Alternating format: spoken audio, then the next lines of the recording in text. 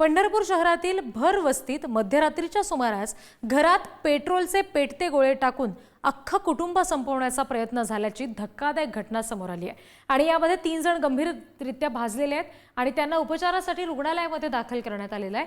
नागनाथ कदम यांच्या घराच्या खिडकीतून रात्री 3च्या सुमारास अज्ञात व्यक्तीने हे पेट्रोलचे गोळे टाकले। घर पेटवून देण्याचा प्रयत्न झाला।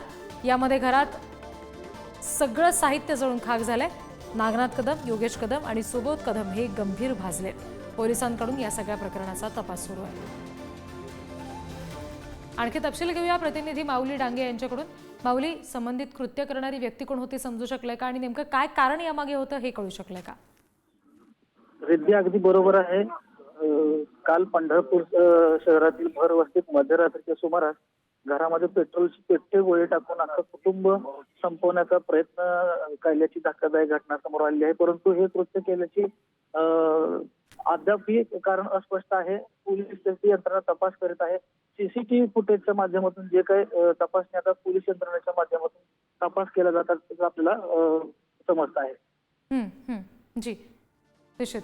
त्यामुळे त्या माऊली, पोलीस कशा पद्धतीने यापुढे या सगळ्या प्रकरणाचा तपास करतायत, नेमकं यामध्ये कारण काय होतं आणि या सगळ्यामध्ये आता पुढे नेमकं काय कारवाई होते हे पाहणं सुद्धा तितकंच महत्त्वाचं असेल। धन्यवाद सगळ्या तपशिलांसाठी।